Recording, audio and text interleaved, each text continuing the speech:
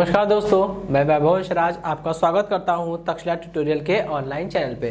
दोस्तों, हम लोग बात कर रहे थे क्लास 12 के फिजिक्स के चैप्टर नंबर 4, जिसमें हमने थ्योरी के सारे टॉपिक्स कवर कर लिए थे। आज हम बात करेंगे लेक्चर 4.13 के बारे में। ठीक है दोस्तों, तो आज वाले सेशन में और आगे आने वाले सेशंस में हम लोग चैप्टर नंबर 4 के क्वेश्चंस डिस्कस करेंगे। तो दोस्तों, आज का जो हमारा पहला क्वेश्चन है वो कुछ इस प्रकार दिया गया है। देखिए, एक अल्फा कण द्रव्यमान 6.65 इंटू 10⁻⁻27 kg अल्फा कण का द्रव्यमान आपको दे दिया गया है। ठीक है, एक चुंबकीय क्षेत्र के लंबवत 6 इंटू 10⁵ मीटर पर सेकंड की चाल से चलता है। क्षेत्र का फ्लक्स घनत्व का मतलब क्या हुआ? फ्लक्स घनत्व का मतलब हुआ ये चुंबकीय क्षेत्र की तीव्रता b का मान दे रहा है। ठीक है, तो फ्लक्स घनत्व कितना है? 0.2 वेबर पर मीटर स्क्वायर। ठीक है, कण पर कितना बल लगता है तथा इसका त्वरण क्या होगा, आपको ये बताना है। ठीक, चलिए अब हम आइए इसका सोल्यूशन देखते हैं। अब हमें पता है दोस्तों कि अगर किसी चुंबकीय क्षेत्र B में कोई कण v वेग से चल रहा है, उस कण का आवेश कितना है? Q है। तब उस पर लगने वाले लॉरेंज बल का मान कितना हो जाएगा? F = QEB sin theta. सहमत है इससे? अब ये कण जो है वो क्षेत्र के लंबवत चल रहा है, तो थीटा = कितना हो जाएगा? 90 हो जाएगा। ठीक, तो F = सारे मान रख दीजिए। भाई अल्फा कण है तो अल्फा कण के लिए क्या होना चाहिए? अल्फा कण पे कितना आवेश होता है? अल्फा कण पे आवेश होता है 2e का।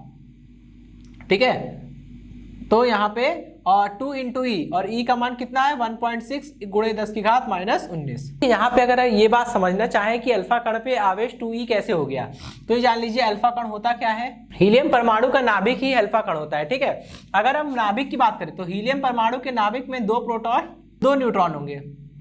तो दोस्तों 2 प्रोटॉनों पे आवेश कितना होगा? प्लस का 2e, और न्यूट्रॉनों पे आवेश कितना होगा? 0। तो अगर हम अल्फा कण का कुल आवेश निकालना चाहते हैं तो हमें क्या देखना होगा? हमें हीलियम परमाणु के नाभिक पर कितना आवेश है ये देखना होगा। और नाभिक में प्रोटॉन और न्यूट्रॉन होते हैं, तो नाभिक का कुल आवेश निकालना है तो क्या करेंगे? प्रोटॉन का आवेश प्लस न्यूट्रॉन का आवेश, और प्रोटॉन और न्यूट्रॉन का टोटल आवेश जोड़ेंगे तो कितना हो जाएगा? प्लस का 2e आ जाएगा। इसलिए यहाँ पे मैंने 2e रखा है। ठीक है, और e का मान हम जानते हैं 1.6 × 10⁻⁻19। ठीक है, v की वैल्यू देखिए दी हुई है 6 × 10⁵ और b की वैल्यू दी है 0.2 और sin 90। ठीक है, तो कैलकुलेट करते हैं। F = देखिए कितना आ जाएगा? सारे नंबर्स को एक साथ मल्टीप्लाई करेंगे। ठीक है, तो ये कैलकुलेशन करने पे 3.84 × 10⁻⁻14 न्यूटन आएगा। ठीक है, तो ये तो आपका बल निकल गया।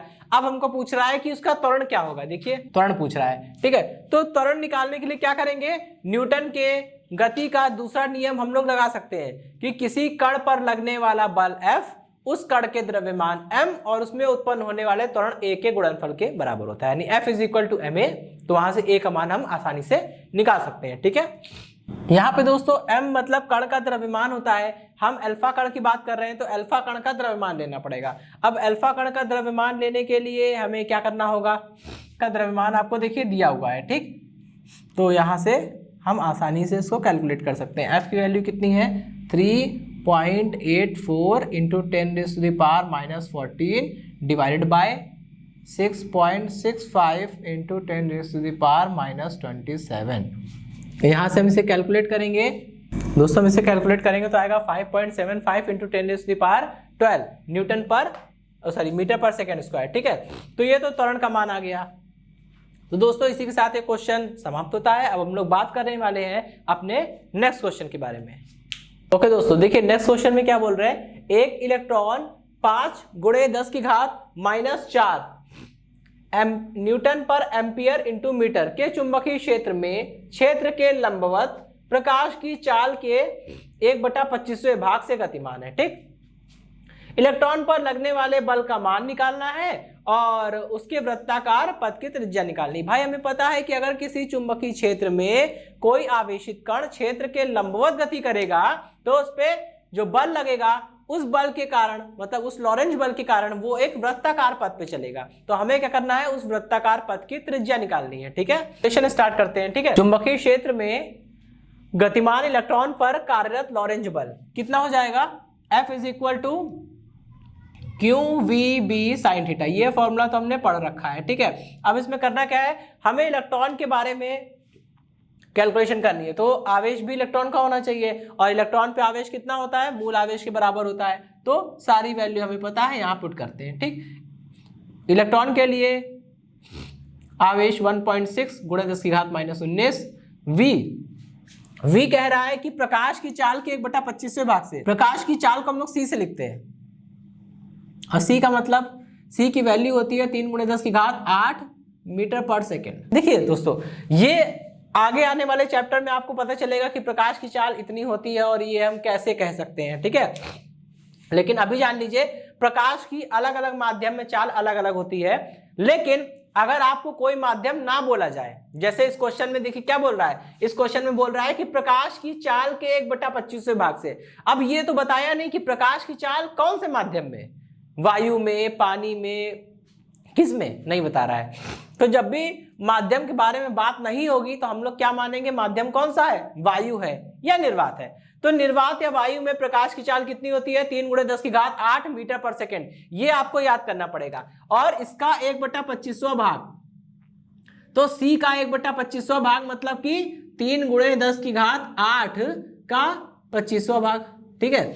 तो यानी ये वैल्यू आ जाएगी। तो हमें कैलकुलेशन करना है ये वाली वैल्यू लेके, ठीक है। चलिए, तो V की जगह पे रखेंगे 3 × 10⁸ अपॉन में 25, और B की जगह पे क्या रखेंगे, B की जगह पे ये दिया हुआ है, ठीक है, 5 × 10⁻⁻⁴, और लंबवत है तो यहाँ पे 90 पुट कर देंगे। चलिए भाई, अब इतनी कैलकुलेशन तो हो ही गई है, ठीक। अब यहाँ से आगे बढ़ते, 1.6 × 3 × 5 नंबर को एक तरफ और बाकी सारे पावर्स को एक तरफ, ठीक है। अब देखिए 5 से 5 कैंसिल हो जाएगा, बचेगा 5, ठीक है। और इसको भी हम डिवाइड कर सकते हैं, यह आ जाएगा 1.6 × 0.6, ठीक। और यहाँ से हो जाएगा, इसको कैलकुलेट कर लेते हैं, 9 × 4 23 हो जाएगा, और 23 में से 8 जाएगा तो -15,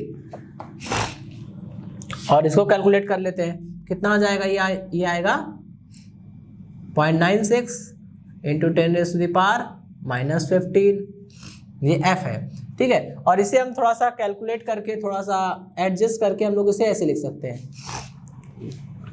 कि ये हो गया 9.6 × 10⁻⁻16, और बल है तो मात्रक न्यूटन, ठीक है। चलिए, पहला तो जवाब आ गया, ठीक है। अब हम लोग दूसरे जवाब की बात करेंगे, इसको रफ करता हूं मैं। अब देखिए, इलेक्ट्रॉन एक वृत्ताकार पथ पे चलेगा, उस वृत्ताकार मार्ग की त्रिज्या निकालनी है मुझे, ठीक है। इलेक्ट्रॉन के वृत्ताकार मार्ग की त्रिज्या कितनी जाएगी, R = mv/qb, यही फॉर्मूला होता है, ठीक है। अच्छा, अभी सारी वैल्यू हमें पता है, इलेक्ट्रॉन का द्रव्यमान भी पता है, इलेक्ट्रॉन का वेग, और यहाँ पे आवेश, और यहाँ पे चुंबकीय क्षेत्र का मान रख देंगे, सारी वैल्यू पुट करेंगे, आर की वैल्यू निकल आएगी, ठीक है। भाई इलेक्ट्रॉन की बात हो रही है, इलेक्ट्रॉन का द्रव्यमान आपको याद करना पड़ेगा, 9.11 × 10⁻31 होता है, और V का मान तो हम लोग निकाल ही चुके हैं, ठीक है। कितना आया था, 3 × 10⁸ डिवाइडेड बाई 25 नीचे लिख दे रहा हूँ, ठीक है। अच्छा, और V का मान हो गया। अब Q का मान रखते हैं, Q का मान है 1.6 × 10⁻⁻19, और B कहाँ गया, B ये, ठीक है। तो ये इसकी वैल्यू हो गई 5 × 10⁻⁻। अब कैलकुलेशन बचा है, ठीक है। इसकी कैलकुलेशन हम करेंगे, इसकी कैलकुलेशन करेंगे तो जवाब आएगा 13.66 सेंटीमीटर। ओके दोस्तों, तो ये क्वेश्चन तो समाप्त होता है। अब हम लोग बात करेंगे अपने अगले क्वेश्चन के बारे में। अब हम लोग बात करेंगे क्वेश्चन नंबर 3 के बारे में, ठीक है। क्वेश्चन नंबर 3 में देखिए क्या बोल रहे हैं, एक इलेक्ट्रॉन 3.4 × 10 की घात 6 मीटर पर सेकेंड की चाल से 10⁻⁴ divided by 4 pi ampere Nm/A × metre के चुंबकीय क्षेत्र में क्षेत्र के लंबवत प्रवेश करता है, फिर से वही बात आ गई कि क्षेत्र के लंबवत प्रवेश कर रहा है। जब भी कोई आवेशित कण क्षेत्र के लंबवत प्रवेश करता है तो वो एक वृत्ताकार पथ पे चलता है, वो हम लोग जानते हैं। अब वृत्ताकार पथ पे चल रहा है तो कोई ना कोई त्रिज्या भी होगी, ठीक है। तो यहाँ पे हमें दो चीजें ज्ञात करनी है, पहला इलेक्ट्रॉन पर लगने वाला बल यानी कि लॉरेंज बल, और इलेक्ट्रॉन के वृत्ताकार मार्ग की त्रिज्या, ठीक है। काफी इजी क्वेश्चन है, पहले हम लोग पहला वाला पार्ट देखेंगे, ठीक है। तो दोस्तों इसको कैलकुलेट करने पे F is equal to 4.33 into 10⁻⁻10 newton आ जाएगा आंसर, ठीक है। अब हम लोग बात करेंगे सेकंड वाले पार्ट, इलेक्ट्रॉन के वृत्ताकार मार्ग की त्रिज्या। भाई R इज इक्वल टू कितना हो जाएगा, R इज इक्वल टू हो जाएगा mv/qb, ठीक है। चलिए अब सारी वैल्यू पुट करनी है बस, ठीक।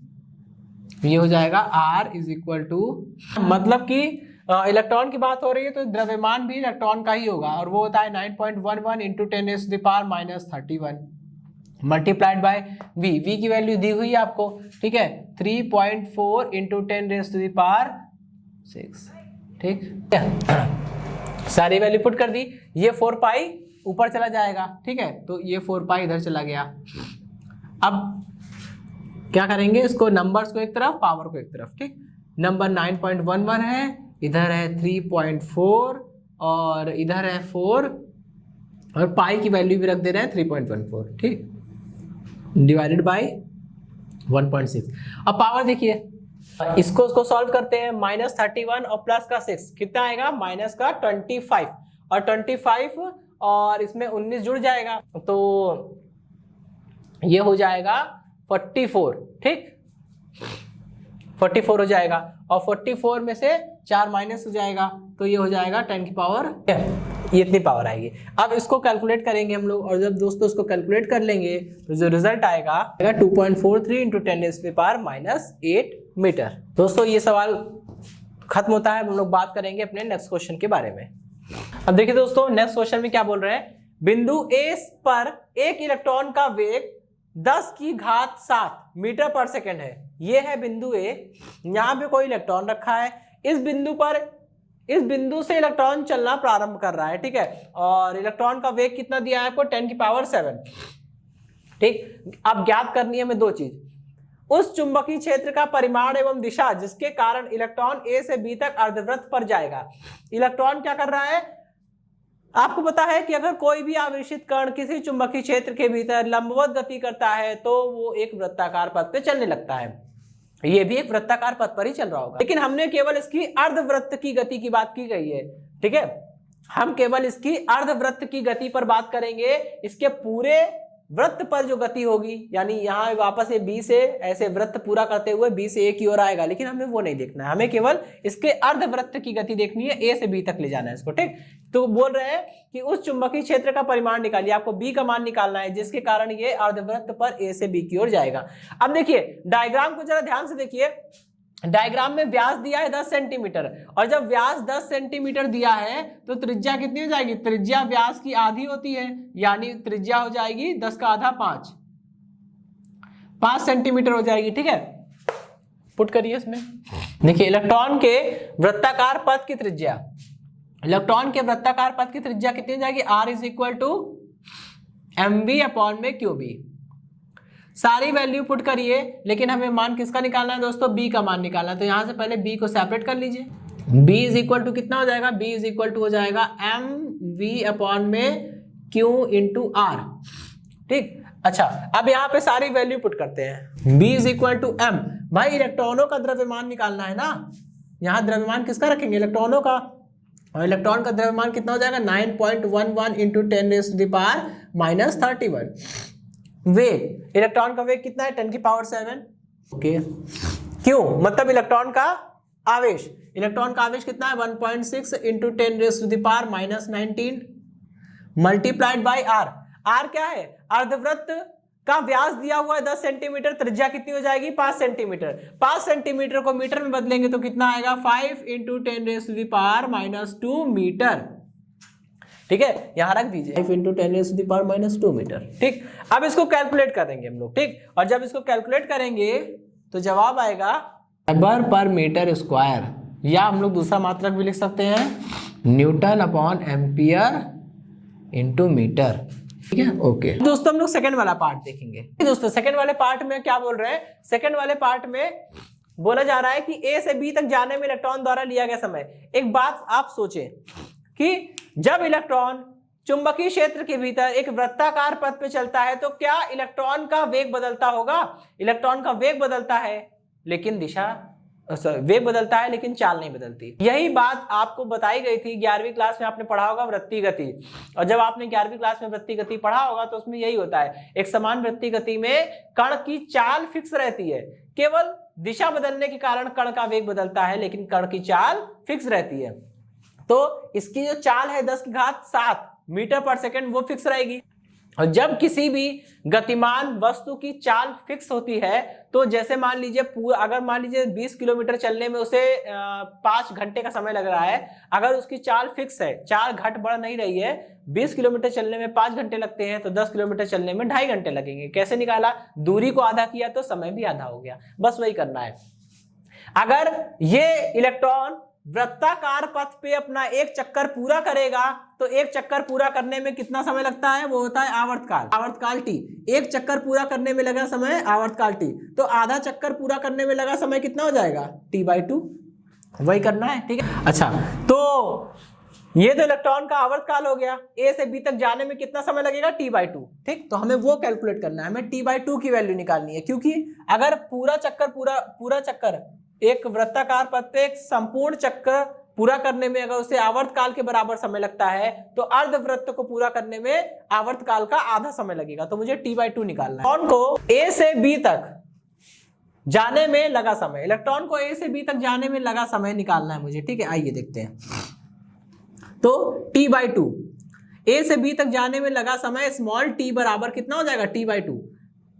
ए से बी तक जाने में लगने वाला समय अर्धवृत्त को पूरा करने में लगने वाला समय आवर्तकाल का आधा होगा, क्योंकि पूरा एक वृत्त कंप्लीट करने में उसे t समय लग रहा है आवर्तकाल के बराबर, तो आधा वृत्त पूरा करने में उसे T/2 समय लगेगा, यानी आवर्तकाल का आधा समय लगेगा, ठीक। अच्छा, अब इसको कैलकुलेट कर लीजिए। कहाँ गया ये t की वैल्यू? ये होती है T/2 की वैल्यू कितनी जाएगी? πm/qb, ठीक। इसे कैलकुलेट करते हैं तो यहाँ से t = T/2 और इसकी वैल्यू पाई की वैल्यू 3.14, m की वैल्यू 9.11 इंटू 10⁻⁻31, ठीक है। पाई हो गया, m हो गया। अब आवेश का मान रखना है 1.6 गुणे 10⁻⁻19 और b चुंबकीय क्षेत्र का मान हम निकाल चुके हैं 1.12 इंटू 10⁻³ दोस्तों जब आप इसे कैलकुलेट करेंगे तो इसकी वैल्यू आ जाएगी 157 इंटू 10⁻⁸ सेकेंड। ओके दोस्तों, तो इसी के साथ आज इस सेशन समाप्त होता है। इस सेशन से जुड़े नोट्स प्राप्त करने के लिए डिस्क्रिप्शन में दिए गए लिंक पर जाके क्लिक कीजिए। दोस्तों आज के सेशन में इतना ही, मिलता हूं नेक्स्ट सेशन में। धन्यवाद।